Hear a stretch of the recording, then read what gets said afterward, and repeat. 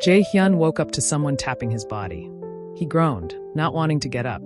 He still felt slightly dizzy from all the alcohol he had taken the night before. Yeah, Jae-hyun, you better get up. We've got practice this morning, and our schedule is packed today, you know. His roommate Kelly complained as he hovered over him. Horacio, I'm coming. Jae-hyun mumbled lazily, burying his face deeper into the pillow. Polly, we're eating breakfast, Kelly said, then left the room.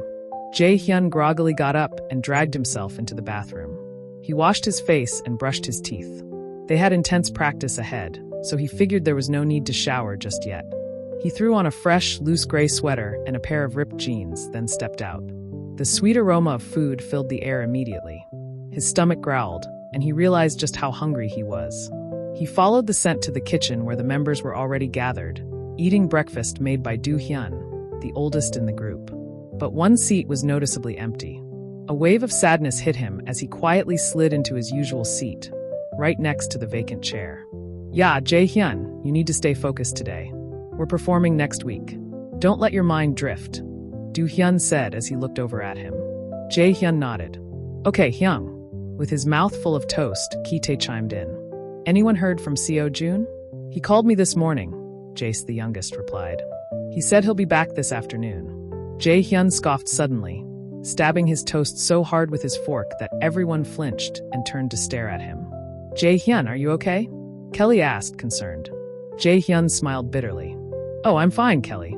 Really fine, he muttered, forcing pieces of toast into his mouth and chewing harshly.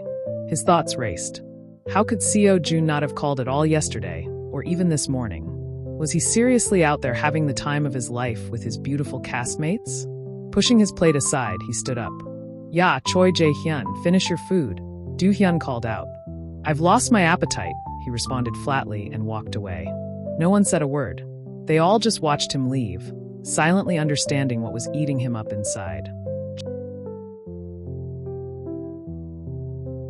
Jae-hyun went to the practice room alone and put on their solo track Crazy For You.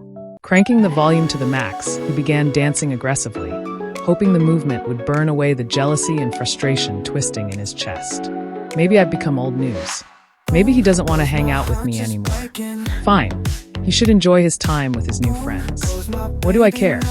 He didn't even notice the rest of the members walking into the room, watching him from the doorway.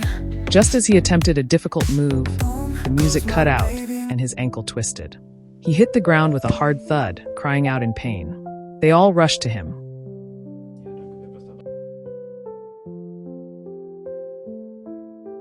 Jae-hyun, are you okay? Jace asked, worried. The pink-haired boy didn't respond. He just groaned, clutching his ankle.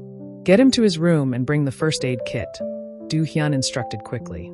Jace scooped Jae-hyun into his arms without hesitation and carried him out, followed by the rest. In his room, Jace gently laid him on the bed while the others gathered around. Jace, I'm fine, Jae-hyun protested, trying to sit up. But as soon as his foot hit the ground, a sharp pain shot through him and he winced. Jace lifted his leg. See, it's already swollen. Do-hyun returned with the first aid kit.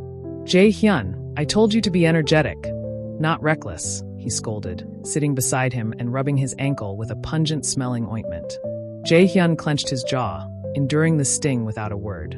When Do-hyun finished, he smiled in satisfaction. Ki-tae sighed. Just rest for today. Hopefully, your leg will be better by tomorrow, so you can get back to practice. Jae-hyun tried to argue. No, I'm fine. Hyung, it's swollen. Listen to Ki-tae, Jace insisted. Jae-hyun exhaled deeply. The last thing he wanted was to lie in bed, giving his brain the chance to spiral. But he nodded and turned away from them, pulling the blanket over his head. Bye, Hyung, Jace said. Try to sleep, Rumi, Kelly added. The others mumbled their farewells as well, and Jae-hyun nodded under the blanket.